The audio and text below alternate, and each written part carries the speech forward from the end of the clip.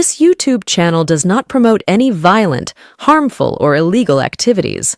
All content provided by this channel is meant for an educational purpose only.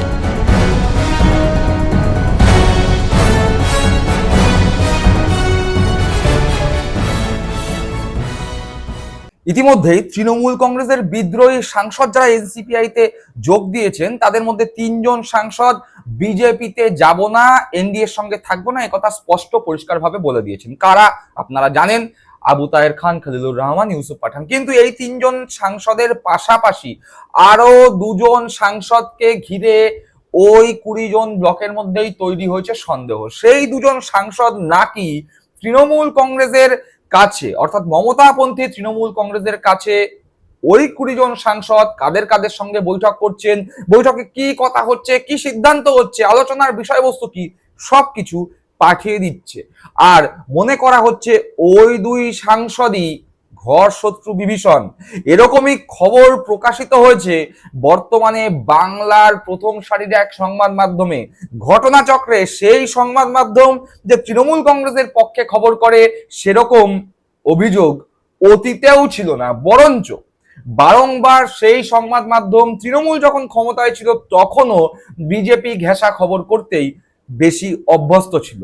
সেই সংবাদ মাধ্যমেই এই খবর প্রকাশিত হয়েছে যে এই 3 জন সাংসদ, সংখ্যালঘু 3 সাংসদ ছাড়াও আরো 2 সাংসদ এই মুহূর্তে এনসিপিআই দলে সব খবর পাঠাচ্ছে মমতা বন্দ্যোপাধ্যায়ের কাছে। কারা সেই 2 সাংসদ, সেই বিষয় আজকে আমাদের পর্ব। আপনারা দেখছেন বঙ্গচক্র ইউটিউব চ্যানেল, আমি প্রতিবেদক সায়ন্তন চক্রবর্তী।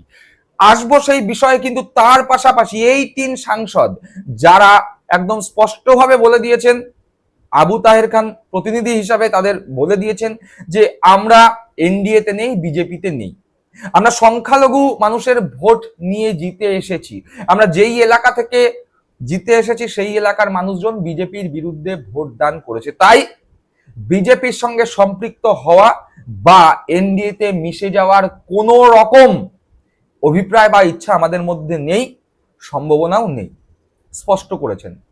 এই কথার প্রতিধ্বনি শোনা গিয়েছে উত্তরবঙ্গ থেকে তৃণমূল কংগ্রেসের প্রতীকে জিতে আসা সাংসদ জগদীশ চন্দ্র বসুনিয়ার গলায়।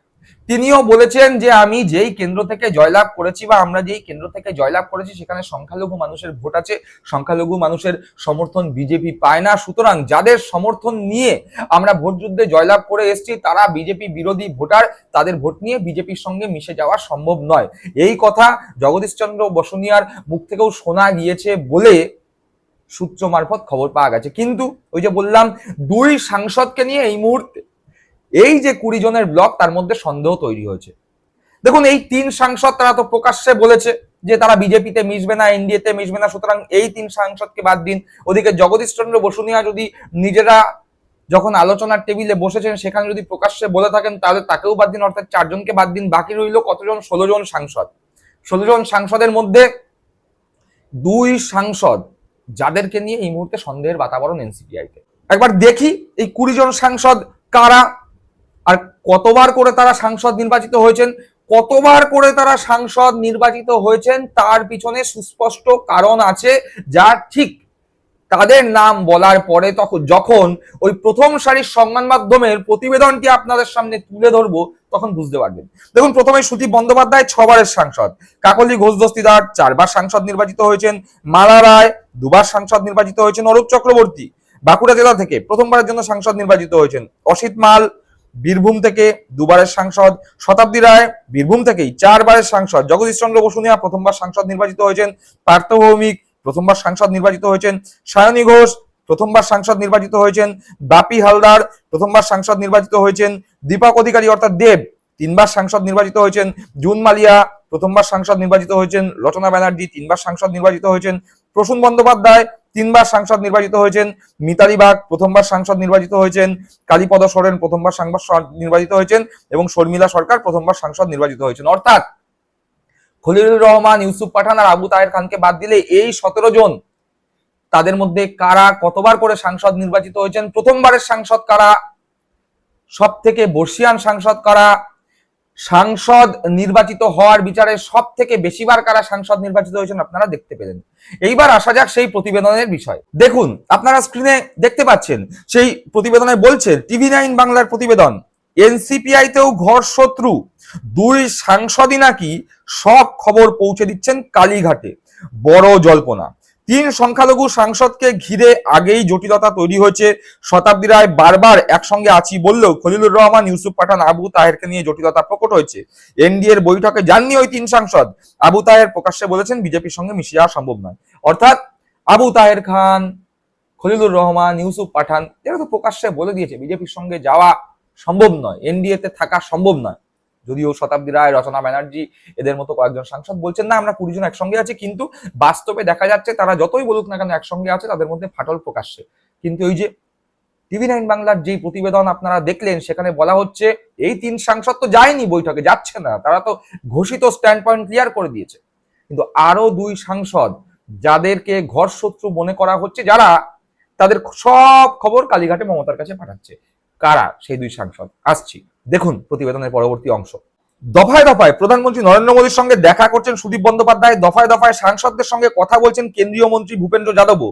এখনো পর্যন্ত সুরাহা হয়নি, উল্টে 3 সংখ্যালঘু সাংসদকে ঘিরে জটিলতা বেড়েছে। এরই মধ্যে আরো 2 সমস্যা তৈরি হয়েছে এনসিপিআই এর অন্দরে। সূত্রের খবর, এক মহিলা বর্ষিয়ান সাংসদের ব্যবহারে অসন্তুষ্ট বাকিরা, এছাড়াও 2 সাংসদকে নিয়ে বেড়েছে সন্দেহ। এবার এখানে দাবি করা হচ্ছে যে 2 সাংসদকে নিয়ে সন্দেহ তৈরি হয়েছে, পাশাপাশি এক বর্ষিয়ান মহিলা সাংসদের ব্যবহারে বাকিরা নাকি অসন্তুষ্ট। এবার এই যে সাংসদদের নাম আমি কিছুক্ষণ আগে বললাম, মহিলা বর্ষিয়ান সাংসদ, এই যে সাংসদদের নাম শুনলেন, তার মধ্যে মহিলা সাংসদ কারা রয়েছেন? মহিলা সাংসদরা রয়েছেন কাকলি ঘোষ দস্তিদার, মালা রায়, জুন মালিয়া, মিতালি বাগ, সায়নী ঘোষ, শর্মিলা সরকার, এরা রয়েছেন যারা মহিলা সাংসদ। তাদের মধ্যে বর্ষিয়ান কারা? তাদের মধ্যে বর্ষিয়ান কাকলি ঘোষ দস্তিদার এবং মালা রায়। এবার আপনারা চিন্তা করে বলুন, কোন মহিলা সাংসদের ব্যবহারে বা দুর্ব্যবহারে বাকিরা অসন্তুষ্ট হতে পারেন? আপনারা চিন্তা করে বলুন। আমি কোন রকম বিতর্কের মধ্যে যাচ্ছি না, আমি কারোর নাম নিচ্ছি না। সংবাদপত্রে প্রকাশিত হয়েছে যে এক বর্ষিয়ান মহিলা সাংসদের ব্যবহারে বাকিরা অত্যন্ত ক্ষুব্ধ। তাহলে বর্ষিয়ান মহিলা সাংসদ এই মুহূর্তে কে রয়েছে? কাকলি ঘোষ দস্তিদার আর মালা রায়। কাকলি ঘোষ দস্তিদার 4বার সাংসদ নির্বাচিত হয়েছেন, মালা রায় 2019-এ সাংসদ নির্বাচিত হয়েছেন, 2024 অর্থাৎ 2বার সাংসদ নির্বাচিত হয়েছেন। তাহলে এবার আপনারা হিসাব করে দেখুন, বর্ষিয়ান মহিলা সাংসদ যার দুর্ব্যবহারে বাকিরা অসন্তুষ্ট, সেই মহিলা বর্ষিয়ান সাংসদ কে হতে পারে?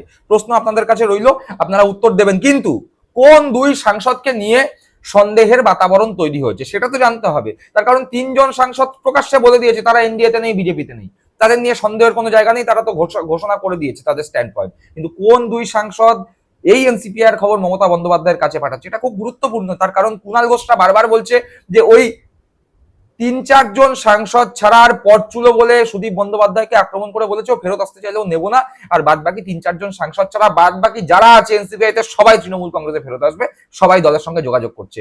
কুণাল ঘোষের সেই অভিযোগ আরো বেশি করে প্রমাণিত হচ্ছে যখন এনসিপিআইর অন্দরে এই নতুন করে 2 জন সাংসদকে নিয়ে সন্দেহের বাতাবরণ। একবার দেখুন প্রতিবেদনে কি বলছে। সূত্রের খবর, এক নবীন সাংসদ, প্রথমবারের সাংসদ ও এক বর্ষিয়ান সাংসদকে ঘিরে অভিযোগ উঠেছে।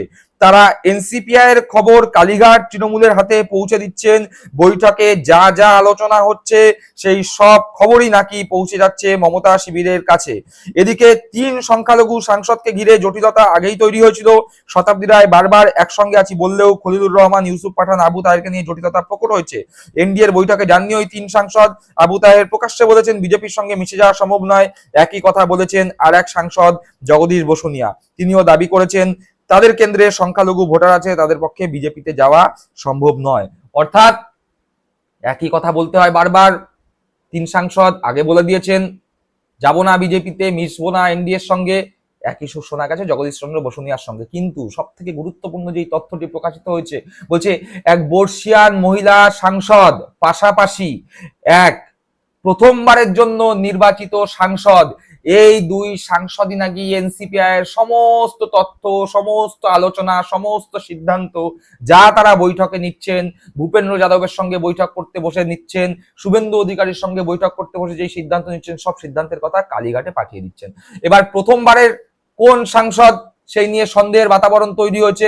বলা হচ্ছে প্রথমবারের জন্য নির্বাচিত এক সাংসদ নাকি এই দুই সাংসদ যাদের নিয়ে সন্দেহের বাতাবরণ তৈরি হয়েছে তাদের মধ্যে এক সাংসদ প্রথমবারের জন্য সাংসদ নির্বাচিত হয়েছেন। তাহলে প্রথমবারের জন্য কারা কারা সাংসদ নির্বাচিত হয়েছেন বলা হচ্ছে কি একবার মনে করে দেখুন। বলা হচ্ছে প্রথমবারের জন্য নির্বাচিত এক সাংসদ নবীন সাংসদ, অর্থাৎ বয়সে নবীন। একবার দেখুন কারা কারা প্রথমবারের জন্য সাংসদ নির্বাচিত হয়েছে না তাদের মধ্যে বয়সে নবীনকে, তাহলে উত্তর আপনারা নিজেরাই বুঝতে পারবেন। দেখুন দেখুন প্রথমবারের জন্য সাংসদ নির্বাচিত হয়েছেন অরূপ চক্রবর্তী, জগদীশ চন্দ্র বসুনিয়া, পার্থ ভৌমিক, সায়নী ঘোষ, বাপি হালদার, ইউসুফ পাঠান, জুন মালিয়া, রচনা ব্যানার্জি, মিতালি বাগ, কালীপদ সোরেন, শর্মিলা সরকার। এরা প্রথমবারের জন্য সাংসদ নির্বাচিত হয়েছেন। এবার হিসেব করে দেখুন এদের মধ্যে বয়সের নবীনকে। উত্তর আপনারা নিজেরা বলতে পারবেন, আমার নতুন করে বলার কোনো প্রয়োজন নেই। সেই সাংসদকে নিয়ে সন্দেহের বাতাবরণ তৈরি হচ্ছে। পাশাপাশি কি বলছে, এক বর্ষিয়ান সাংসদ আছেন যিনি খবর পাঠাচ্ছেন। তো সুদীপ বন্দ্যোপাধ্যায়ের কাকলি ঘোষ দস্তিদার তারা তো তৃণমূলের সঙ্গে বিদ্রোহ করে নতুন ব্লক তৈরি করেছেন, তারা এই মুহূর্তে বর্ষিয়ান, তারা নিশ্চয়ই তাদের খবর পাঠাবেন না। বাকি বর্ষিয়ান রইল কারা হিসাব করে দেখুন, অরূপ চক্রবর্তী, জগদীশ চন্দ্র বসুনিয়া, মালা রায়, প্রসূন বন্দ্যোপাধ্যায়, এরা মোটামুটি ভাবে এই 20 জন সাংসদের মধ্যে বর্ষিয়ান। কে হতে পারে এদের মধ্যে ভেবে দেখুন, উত্তর কিন্তু পেয়ে যাবেন। কারা মমতা বন্দ্যোপাধ্যায়ের বিরুদ্ধে মুখ খুলছে না, কারা অভিষেক বন্দ্যোপাধ্যায়কে আক্রমণ করছে না। এনসিপিআই তে আছে, এনসিপিআই তে গিয়েছে, হয়তো চাপের কাছে নথি স্বীকার করে গিয়েছে, কিন্তু সেখানে যাওয়ার পরও সে অর্থে সাংবাদিকদের দেখলে এড়িয়ে যাচ্ছেন কারা, কাদের এখনো পর্যন্ত মমতা বন্দ্যোপাধ্যায়, অভিষেক বন্দ্যোপাধ্যায় তৃণমূল কংগ্রেসের বিরুদ্ধে একটা বাক্যও বলতে শোনা যায়নি। ভেবে দেখুন উত্তর পেয়ে যাবেন। আমি আশা করছি এই প্রতিবেদনের পরে কোন দুই সাংসদকে নিয়ে সন্দেহের বাতাবরণ তৈরি হয়েছে আপনারা নিশ্চয়ই বুঝতে পারছেন। যারা বুঝতে পারছেন অবশ্যই কমেন্ট বক্সে কমেন্ট করে জানাবেন, এবং এই বিষয় সম্পর্কে কোনো অগ্রগতি হলে সবার আগে সেই খবর বঙ্গচক্ষু ইউটিউব চ্যানেলের পর্দায় আমরাই আপনাদের সামনে তুলে ধরবো। সকলে ভালো থাকবেন, সুস্থ থাকবেন। জয় হিন্দ, বন্দে মাতরম।